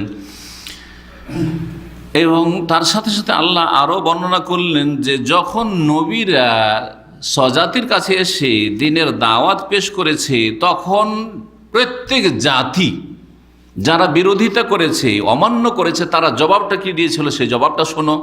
তারা বলেছে ইন আনতুম ইল্লা বাশারুম মিসলুনা, আরে তোমরা তো আমাদের মতোই মানুষ, তোমরা তো আমাদের মতোই মানুষ। তাহলে বোঝা গেল যে প্রত্যেক আগের যুগে যে নবীগুলি এসেছেন, নবীর জাতি যারা ঈমান নিয়ে আসেনি, তারা যে খণ্ডন করেছে বা অস্বীকার করেছে মানতে নবীকে, কি জন্য? যে তোমরা আমাদের মতো মানুষ, তো তোমাকে কি করে মানতে পারি বা তোমাদেরকে কি করে মানতে পারি? বুঝতে পারছেন না? তাহলে নবী মানুষই হয়। তারা হক নবী ছিলেন, কিন্তু সেই হক নবীকে সেই জাতিগুলি বিরুদ্ধাচরণ করেছে, মানেনি। আর মানেনি এর অজুহাতে তারা কি পেশ করেছে? যে তোমরা আমাদের মতোই মানুষ।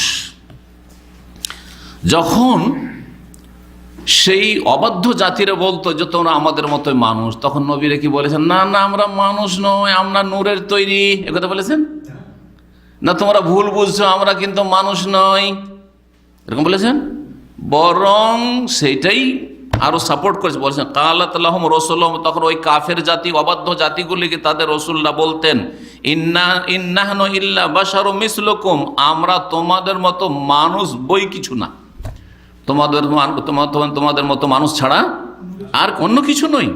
ওয়ালাকিন্নাল্লাহ, তবে শোনো, ওয়ালাকিন্নাল ইয়ামুন্নু আলা মান ইয়াশাউ মিন ইবাদ, তবে আল্লাহ অনুগ্রহ করেন তার বান্দাদের মধ্য থেকে যার ওপর চান, যার ওপর অনুগ্রহ করেন তাকে নবী বানান।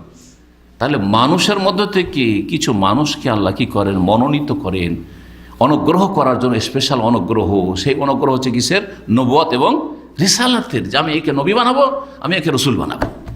এটা আল্লাহর এহসান, আল্লাহর অনুগ্রহ। সূরা ইব্রাহিমের আয়াত নম্বর 10 এবং 11। সুতরাং আমাদের কাছে স্পষ্ট হয়ে গেল যে নবী এবং রসুলগণ সকলে মানুষ ছিলেন। হ্যাঁ, মানুষ ছিলেন। আর রসুল ফেরেশতা হবেন, হ্যাঁ মালাক ফেরেশতা জগৎ থেকে হবেন, এটা দিয়ে যে উদ্দেশ্য, দাওয়াতের উদ্দেশ্য, সেটা পুরা হওয়া সম্ভব নয়।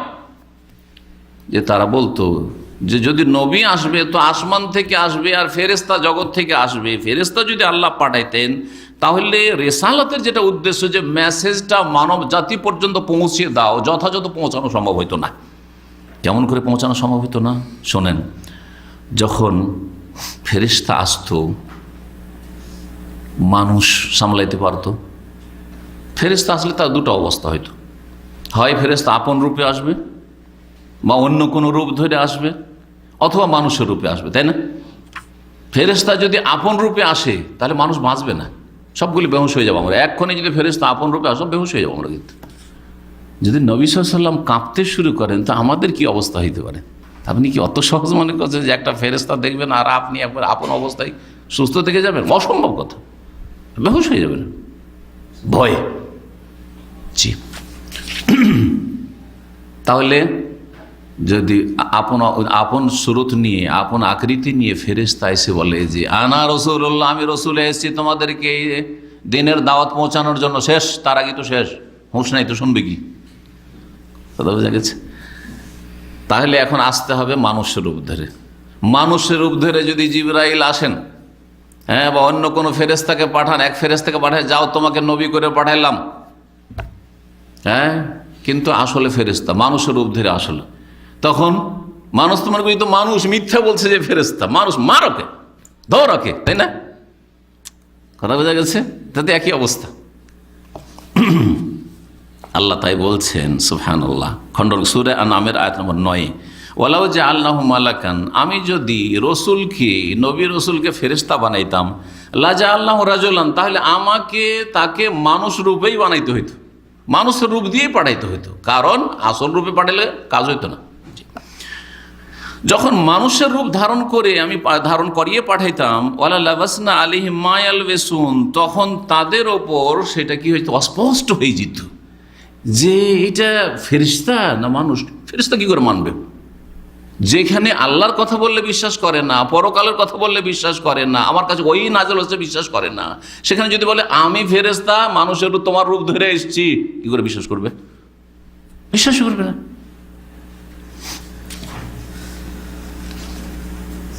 তারপরে আরও কোরআনে কারিমে তাদের খণ্ডন করা হয় মুশরিকদের, যে তারা কিন্তু ইব্রাহিম, ইসমাইল, মুসা এইসব আম্বিয়া রসুলগণকে জানত, এদের সম্পর্কে তাদের জ্ঞান ছিল, কারণ ইব্রাহিম তো তাদের পূর্ব পিতা, আর ইব্রাহিমের ছেলে ইসমাইল আলাইহিস সালাম যাকে আবাদ করলেন মক্কায়, ইসমাইলের বংশধর তারা, তো ভালো করেই ইব্রাহিম, ইসমাইল আর কাবাঘর নির্মাণ করেছেন, তারা এইসব কিচ্ছা কাহিনী আরও মুশরিকরা জানতো।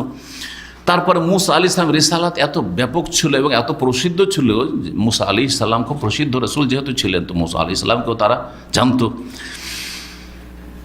আর সামদেশে তারা সফর করতো, ফিলিস্তিনে সফর করতো, তো ওখানে যাওয়ার কারণে মুসা আলাইহিস সালামের কথা তারা শুনতো, জানতো। আর তারা যে মানুষ ছিলেন এটাও তারা জানতো, যে ইব্রাহিম মানুষ ছিলেন, ইসমাইল মানুষ ছিলেন, হ্যাঁ, ইসমাইলের মা এখানে হাজার এখানে রেখে গেছিলেন ইব্রাহিম আলাইহিস সালাম। তারপরে মুসা আলাইহিস সালাম মানুষ ছিলেন, মুসা আলাইহিস সালামের কিসসা ও ফিরআউনের সাথে ওইসব জানেন, তার মানুষ থাকলেন, তাই না? আর এরা রসুল ছিলেন এটাও জানতো এরা। তাহলে এই যে আগের যে সংশয় যে মানুষ কি করে রসুল হইতে পারে, এই কথার উপর তারা টিকে থাকতে পারলো না। কিন্তু নবীর বিরোধিতা করতে হয়, মুহাম্মদের কথা মানা যাবে না, তখন আরেকটা নতুন সংশয় পেশ করলো তারা, নতুন সংশয় পেশ করলো, যুক্তি কি?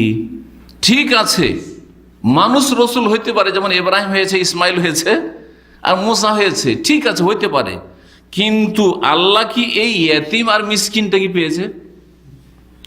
বলছেন লেখক যে আলাম ইয়াজিদিল্লাহু লিহামলি রিসালাতি ইল্লা হাযাল ইয়াতিমুল মিসকিন, আল্লাহর রেসালাত বহন করার জন্য আর কোনো মানুষকে পায়নি, আল্লাহ এতিমটাকে পেয়েছে, যে বাপকেও দেখেনি আর মাকে দেখেছে কিনা মনে পড়ে না হয়তো, আর মিসকিন, বাড়িতে খেতে নেই, অভাবী, একে কেন নবী রসুল বানিল? বড় বড় নেতারা কোথায় গেল? এত বড় বড় নেতারা মক্কায় আছে, তায়েফে আছে, এর আগে একদিন শুনিয়েছি। কিন্তু তো এই কোরাইশ বংশ সবচেয়ে প্রসিদ্ধ বংশ, ওই বংশ থেকে আল্লাহ নবী মনোনীত করতেন। আর না হলে আরেকটা জাদরেল বংশ, যে তাইফে বসবাস করে, সাকিব বংশ, যেই বংশ চরম বিরোধিতা করেছে রাসূলুল্লাহ সাল্লাল্লাহু আলাইহি সাল্লামের। আর হুনাইনের যুদ্ধে পরাজিত এরা হয়, তার আগে পর্যন্ত বড় শক্তিশালী এরা ছিল। তো ওখান থেকে একজনকে রাসূল আল্লাহ বানাইতেন আর আমাদের জন্য পাঠাইতেন। এই ক্ষেত্রে তারা বলল, সূরা যুখরুফের আয়াত নম্বর 31-32 আল্লাহ উল্লেখ করেছেন, লাউলা নুজ্জিলা হাযাল কুরআনু আলা রাজুলিন মিনাল কারিয়াতাইনি আযীম। এই কোরআন যদি নাযিল করা হয়, ঠিক আছে, কোরআন নাযিল হচ্ছে আসমান থেকে, তো মুহাম্মদের ওপর কেন হবে, একটি এতিম মিসকিনের ওপর? এই দুটো শহর রয়েছে, মক্কা শহর, মক্কা নগরী, আর তায়েফ নগরী রয়েছে। এই দুই শহরের বড় কোন নেতাকে আল্লাহ মনোনীত করতেন নবী রাসূল করে, আমরা নেতাকে মানতাম। নেতাকে মানা অভ্যাস আগে থেকে আছে। নেতাকে আগে থেকে যে নেতাগিরি করে তাকে মানা সহজ, কিন্তু একটা সাধারণ লোককে মানা খুব কঠিন। কথা বোঝা গেছে? এর জন্য আমাদের বাঙালি সমাজে আলেমদের কথার মূল্যায়ন খুব কম করে, কারণ আলেমরা অধিকাংশ গরিব। বড় দুঃখের বিষয় যে বাঙালি সমাজের আলেমরা হচ্ছে আর্থিক দিক থেকে দুর্বল, যার ফলে জনগণ আলেম সমাজকে যথাযথ মানে না। পক্ষান্তর আরব দেশে আলেম সমাজ হচ্ছে বিত্তবান, সচ্ছল, সুখী, কারো মুখাপেক্ষী না, কোনো ব্যক্তির বেতনভুক্ত না, যে কেউ আমার চাকরি খেয়ে নিবে তো আমি কি করে চলবো, আলহামদুলিল্লাহ সচ্ছল। যার ফলে এখানকার আলেমদের সমাজের উপর একটা কি আছে, ধারণ ক্ষমতা আছে, সমাজে একটা প্রভাব আছে। ভালো ভালো যারা ধনী মানুষ আমাদের সমাজে, তারা যদি ছেলেদেরকে আলেম করে, তার দিয়ে যে দাওয়ার কাজটা হবে, গরিবের ছেলেকে দিয়ে হবে না। বাস্তব সত্য কথা। আমাদের দেশের ধনী লোকদেরকে উচিত আলেম বানানো, কিন্তু ধনী লোকেরা কি করে, একটু পয়সা হলে তারা নিজের ছেলেদেরকে আলেম বানিয়ে নেয়, নিজেরা মাদ্রাসা খুলে গরিবের ছেলে পড়াবার জন্য। বড় দুঃখের বিষয়, আজকাল যতগুলি মাদ্রাসা চলছে, ভারত, বাংলাদেশ, পাকিস্তান, তিনটি দেশের কথা বলছি, যতগুলি মাদ্রাসা চলছে, মাদ্রাসার কর্মকর্তারা তো গরিব না। মাদ্রাসার যারা সেক্রেটারি, সভাপতি, চেয়ারম্যান, এরা সমস্ত কিন্তু ধনী মানুষ, পয়সাওয়ালা মানুষ। এরা মাদ্রাসা খুলেছে, কিন্তু এদের ছেলেমেয়েরা সবগুলি লেখাপড়া করে অন্য কোথায়, ইংলিশ মিডিয়ামে, আর না হলে আর কোথাও, না হলে আর কোথাও আলেম তৈরি হয় না। ইল্লা মাশাআল্লাহ, ইল্লা মাশাআল্লাহ, খুব কম পাবেন আপনি, খুব কম পাবেন আপনি। যার ফলে আমাদের দেশে দাওয়াতে বরকত নেই। গরিবের কথা কে শুনে? নেতার কথা সবাই শুনে, জি, পয়সাওয়ালার কথা সবাই শুনে, জি। তো আল্লাহ রাব্বুল আলামিন এর জবাব দিয়েছেন, যখন ওরা বলল যে মক্কার তায়েফের কোনো এক নেতাকে কেন নবী রাসূল বানানো হইল না, আল্লাহ জবাবে বলছেন, আহুম ইয়াকসিমুনা রাহমাত রাব্বিক। নবুয়াত রিসালাতটা আল্লাহর রহমত, আল্লাহর অনুগ্রহ বা করুণা। এই আল্লাহর রহমত আল্লাহ কাকে দেবেন সেটাও বিবেচনা এরাই করবে। সিদ্ধান্ত এদের না আল্লাহর সিদ্ধান্ত? আল্লাহর সিদ্ধান্ত। আহুম ইয়াকসিমুনা রাহমাত রাব্বিক, হে নবী, ওরা যে বলছে যে তোমাকে কেন নবী বানাইলাম, ওদের নেতাগুলোকে কেন বানাইলাম না, তো রবের রহমতকে কি তারা ভাগ বন্টন করে দিবেন, আমি ভাগ বন্টন করে দেবো? আমার রহমত আমি ভাগ করে দেবো, কাকে দেবো? আমার ইচ্ছা। নাহনু কাসামনা বাইনাহুম মাঈশাতাহুম ফিল হায়াতিদ দুনিয়া, এমনকি পার্থিব জগতের যে জীবন উপকরণ রয়েছে, রুজি রিজিক রয়েছে, সেটাও তো আমি ভাগ করে দিই। যখন আল্লাহ রুজি ভাগ করে দিয়েছেন, আমার রুজি আপনারা পাবেন না, আর আপনাদের রুজি আমি পাবো না। ভাগ করেছে না করেননি? কেউ যদি সারা জীবন চেষ্টা করে যে শেখ মতিউর রহমানের কাজটা আমি নিয়ে নেব, তাও হয়তো সম্ভব হবে না। করতে করতে ওইখান পর্যন্ত পৌঁছিতে শেষ হয়ে যাবে না, তাই না? আর আমি যদি মনে করি যে আপনি মাশাআল্লাহ একটা ভালো টেকনিক্যাল কাজ জানছেন, ওই টেকনিক্যাল চাকরিটা আমি নিয়ে নেব, তাও তো অসম্ভব হয়ে যাবে তোমার জন্য। এই তো আল্লাহর ভাগ বন্টন করে দাও, যাকে যে বিদ্যা আল্লাহ দেবেন ওইটা ওটা আপনি পাবেন না। কথা বোঝা গেছে? এইগুলো যখন আল্লাহ ভাগ বন্টন করে দিয়েছেন, তো নবুয়ত রিসালাতটা কে ভাগ করবে? তো আল্লাহ ভাগ করেছেন, জি। এবং ছোট বড় করা কার কাজ? আল্লাহর কাজ। ওয়ারাফানা বা'দাহুম ফাওকা বা'দিন দারাজাত, আল্লাহ বলছেন একজনকে অপরজনের ওপরে করেছি, যাতে করে একজন অপরজনের অনুগত হয়। সবাইকে যদি সমান করে দিত, কেউ কাউকে মানত না। তোকে কে মানে, তোর চাইতে কম আছি বলতে না। আপনারা আলোচনা শুনতে আসতেন? সবাই যদি শেখ মতিউর রহমানের মধ্যে হইতে, তো কোনোদিন আসতেন না। আল্লাহ ওই কথাই বলছেন, লিয়াত্তাখাযা বা'দুহুম বা'দান সুখরিয়া বা সিখরিয়া, যাতে করে একজন আর একজন অনুগত হয়। ভাই আপনার বাড়িতে চাকর পেতেন না আপনি, কর্মচারী পেতেন না আপনি, এই কোম্পানির লোক, কাজের লোক সবাই যদি সৌদিদের মতো কোম্পানি খুলতে পারতো তাহলে আপনারা কাজ করতেন, আপনারা কোম্পানি খুলে বসে থাকতেন সব।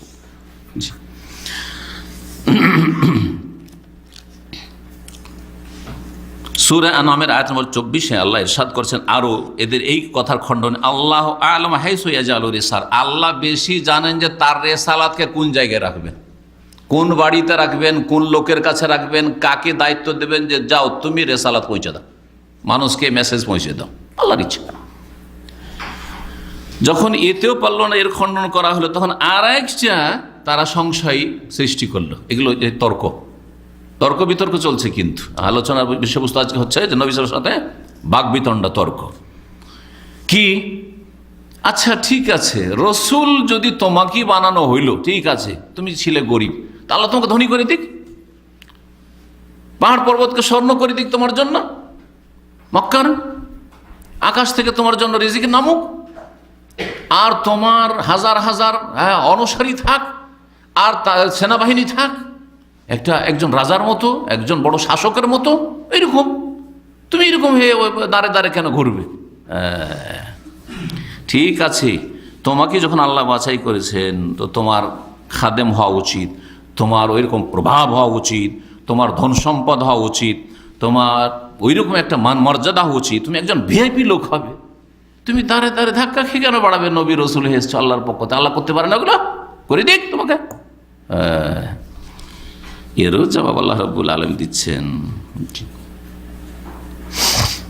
ওরা বলেছিল, ওদের কথাটা ঘটনাকে উল্লেখ করা হয়েছে, সেটা বলি, লাউলা উনজিলা আলাইহি মালাক, মুহাম্মদ যখন নবী হয়ে গেল তো ওর কাছে একটা ফেরেশতা আল্লাহ পাঠিয়ে দিত, যে ফেরেশতা এসে তার সমর্থনকে সাপোর্ট করতো আর বলতো যে নবী হয়েছে, ফায়াকুনু মাহু নাজিরা, আর ফেরেশতা মুহাম্মদ সাল্লাল্লাহু আলাইহি ওয়াসাল্লামের সাথে এসে সতর্ককারী হইতো, যেমন মুসা আলাইহিস সালামের সাথে হারুন, কিন্তু দুই ভাই, দুই মানুষ, একজন ফেরেশতা আল্লাহ পাঠিয়ে দিত।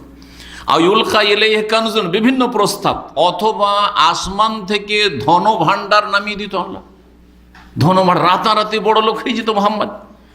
আও তাকুনু লাহু জান্নাহ, অথবা কি করা হইতো, মুহাম্মাদের জন্য একটা বিশাল বাগান করে দিত, সেই বাগানে আয়েশ আরাম করত, আর সেখানে সব ভক্তরা তার চারিদিকে থাকতো, তার পিছনে পিছনে লোক ঘুরতো। এইসব বিভিন্ন প্রস্তাব, যদি নবী হবে তো এইরকম কি হবে, প্রভাবশালী হবে, বাগানের মালিক, অঢেল ধন সম্পদ, তার সাথে ফেরেশতা নেমে এসছে, অসাধারণ কিছু দেখাচ্ছে।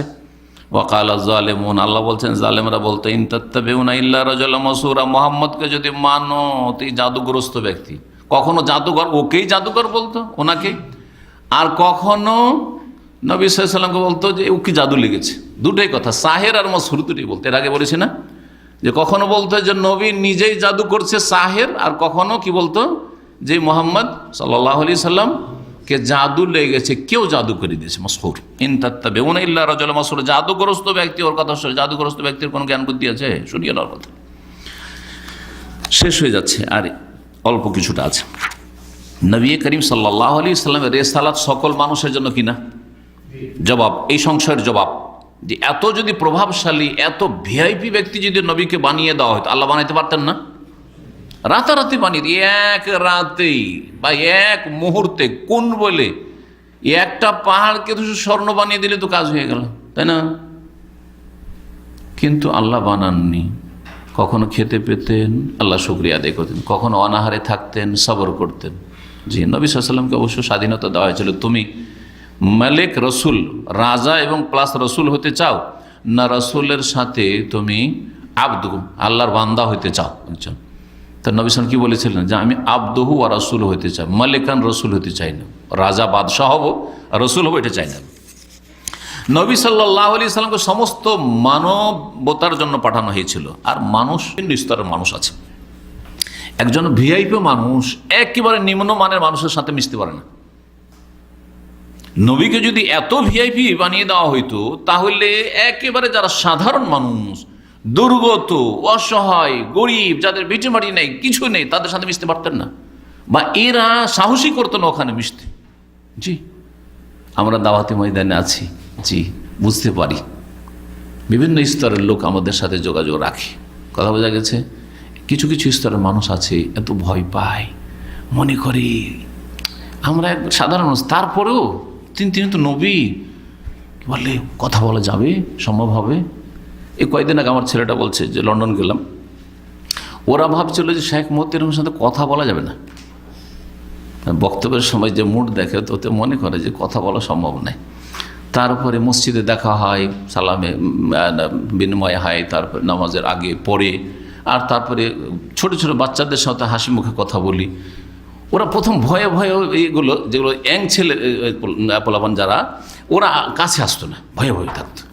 তারপরে আমি আগে হাসি দিই যাতে করে একটু কাছায় হাসি দিতে কথা বলি। বলছি শেখ মতিউর রহমান যে এইরকম এইভাবে মিশতে পারবে আর আমরা পারবেন, আর আমরা যে মিশতে পারবো কথা বলতে পারি এটা আমরা ভাবতেই পারিনি। আমরা তো ভাবছিলাম যে ওরে বাপরে বাপ, হয়তো দেখাই করা যাবে, কোনো রকম মোসাফাটা করতে পারবো কিনা। কথা বুঝতে পেরেছেন? তো যদি একজন বড় মানুষ, আমরা তো তারপরেও সাধারণ মানুষ, এই জন্য মানুষ মিশতে পারছে হয়তো, কিন্তু যদি একজন ভিআইপির লোককে, একজন রাজ পরিবারের লোককে, একজন রাজা পর্যায়ের, বাদশাহ পর্যায়ের, রাষ্ট্রপতি পর্যায়ের লোককে যদি নবী রসুল বানিয়ে দেওয়া হয়, তো সাধারণ মানুষ কি মিশবে কাছে? ওর কাছে ভিড়তে পারবে না। হ্যাঁ, এই জন্য নবী সাল্লাল্লাহু আলাইহি সাল্লামকে কি রাখা হয়েছে? আবদ এবং রসুল। সাধারণ মানুষ, সবার সাথে, সর্বস্তরের মানুষের সাথে মিশতে পারে, সবাইকে দাওয়াত দিতে পারে, আমিরকেও দাওয়াত দিতে পারে, আর গরিব পথের ফকিরকেও দাওয়াত দিতে পারে। ওই দায়ী সাকসেস যে ক্লিনারকেও দাওয়াত দিতে পারবে আর যে রাষ্ট্রনায়ককেও দাওয়াত দিতে পারবে, সে হচ্ছে সফল।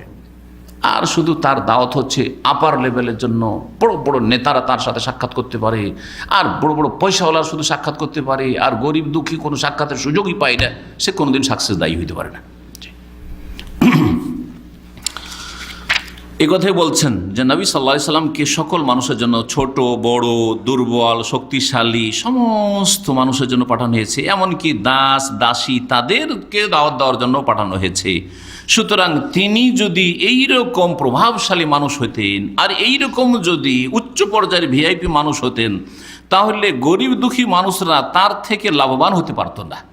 আর দুনিয়ার মধ্যে সারা পৃথিবীতে মেজরিটি, সংখ্যাগরিষ্ঠ হচ্ছে দুর্বল, গরিব, অসহায় মানুষ, নিম্নমানের মানুষ, নিম্ন শ্রেণীর মানুষ।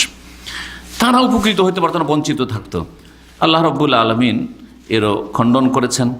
যখন এসবের খণ্ডন হয়ে গেল যে এটা রেসালাতের প্রচার প্রসারের পরিপন্থী, সেই জন্য নবীকে এইভাবে প্রভাবশালী করা হয়নি, তখন আর একটি সংশয়, শেষ সংশয় তারা করলো যে ঠিক আছে, মোহাম্মদ যখন নবী, মেনেই নিলাম যে এই জন্যই মোহাম্মদকে নবী করা হয়েছে, ভালো কথা, তাহলে মোহাম্মদ প্রমাণ করুক যে নবী হয়েছে।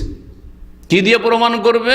অসাধারণ কিছু মোজেজা দেখে, অলৌকিকত্ব, যেগুলোকে কি বলা হয়? মোজেজাত, মোজেজা। তখন বলতে লাগে যে মোহাম্মদ তুমি যে নবী হয়েছে এটা কেমন করে বিশ্বাস করব? আচ্ছা বলো তো, তুমি চাঁদটাকে ফাটিয়ে দেখাইতে পারবে? চাঁদকে দুটুকরো করে দেখাইতে পারবে? করেছিল না করেনি? ডিমান্ড করেছিল। তখন আল্লাহ কি করলেন? নবী সাল্লাল্লাহু আলাইহি ওয়াসাল্লাম ইশারা করলেন, ওহী আসলো যে ঠিক আছে তুমি খালি ইশারা করো, আমি দুটুকরো করে দিচ্ছি। ইকতারাবাতিস সাআতু ওয়ানশাক্কাল কমর। তারপরে কি মেনেছিল? যে ঠিক আছে তোমাদের ডিমান্ডও পুরা করে, মেনেছিল? মানেনি। যখন এইটা মানলো না, তো যদি একটা পাহাড়কে, আর একটা ডিমান্ড চলে, একটা পাহাড়কে আমাদের জন্য, আমরা গরিব মানুষ, এটাকে স্বর্ণ করে দাও, এটা করলে কি সবাই মানতো নাকি? আরে এর সব জায়গায় জাদু চলছে, এ কথা বলে আবার অস্বীকার করতো। যে মানবে না সে মানবে না, যে মানবে না সে মানবে না, ওর নসিবে হেদায়েত নেই। তো বিভিন্ন তখন মুজিজাত নবী করিম সাল্লাল্লাহু আলাইহি সাল্লামের তাদেরকে দেখানো হইল। মুজিজা এই জন্য দেওয়া হয় যাতে করে নবীর সত্যায়ন করা হয়, রাসূলের সত্যায়ন করা হয় যে সত্য রাসূল, তার প্রমাণ হচ্ছে এই মুজিজাগুলি। মুজিজাগুলি হচ্ছে আয়াতে কৌনি, আল্লাহর সৃষ্টিগত আয়াত, আর কোরআনে কারীমের আয়াতগুলি হচ্ছে আয়াতে শরঈয়া, বিধানগত আয়াত। মানুষ যারা সোজা মানুষ, তারা কোরআনের আয়াত দিয়ে হেদায়েত হয়ে যাবে। আর কোরআনের আয়াতে যদি কারো হেদায়েত নসিব না হয়, তার জন্য অনেক সময় মুজিজার প্রয়োজন হয়, অসাধারণ কিছু দেখে, তখন হেদায়েত হয়। পীর বিদাতিরা এই রাস্তা অবলম্বন করেছে, মানুষকে ভক্ত বানাইতে হবে। হ্যাঁ, কোরআন এবং হাদিসে তো এলেমও নেই তাদের কাছে। প্রথম কথা, এলিমে নেই তাদের কাছে তৌহিদ সুন্নতের, শিরক আর বেদাত, শিরক বেদাতের ধর্ম, ওগুলো দিয়ে সবাইকে তো জালে ফাঁসানো যায় না, আর ধর্ম ব্যবসা করা যায় না। তখন একটা কেরামতির রাস্তা খুললো। কি করলো? কেরামতির রাস্তা খুললো। কেরামতিও তো তাদের ক্ষমতায় নেই, যেটা আল্লাহ প্রদত্ত কেরামতি। তখন জাদুবিদ্যা শিখে অধিকাংশ পীর রয়েছে, জাদুবিদ্যা শিখেছে, আর না হলে জিন বসে করেছে, জিনের মাধ্যমে অসাধারণ কিছু দেখাইতে শুরু করলো, অসাধারণ কিছু বলতে শুরু করলো। তখন জনগণ যারা মরিদান তারা তো পাগল হয়ে গেল যে আমাদের পীর তো বড়ই পীরে কামেল, আমি যে পাবনা থেকে পীর সাহেবের কাছে এসেছি এটা কি করেই জানলেন, আমি যে এই সমস্যা নিয়ে এসেছি কি করে জানলেন, আমি যে নিঃসন্তান এইটাই বা কি করে জানলেন, তাহলে আমার পীরে কামেল আছে, একবারে চোখ বন্ধ করে যা চাই তাই দিয়ে দেবে। এইভাবে ঈমান হরণ করছে আজকালকার পীরেরা। ভালো করে শুনে রাখেন। জি, এখানে আজকের এই লম্বা আলোচনা শেষ করলাম। জাযাকুমুল্লাহু খাইরা। আল্লাহ আপনাদের উত্তম প্রতিদান দান করুন। ধৈর্য ধারণ করে বসে থাকলেন। সুবহান রাব্বিকা রাব্বিল ইজ্জাতি আম্মা ইয়াসিফুন ওয়া সালামুন আলাল মুরসালিন ওয়াল হামদুলিল্লাহি রাব্বিল আলামিন।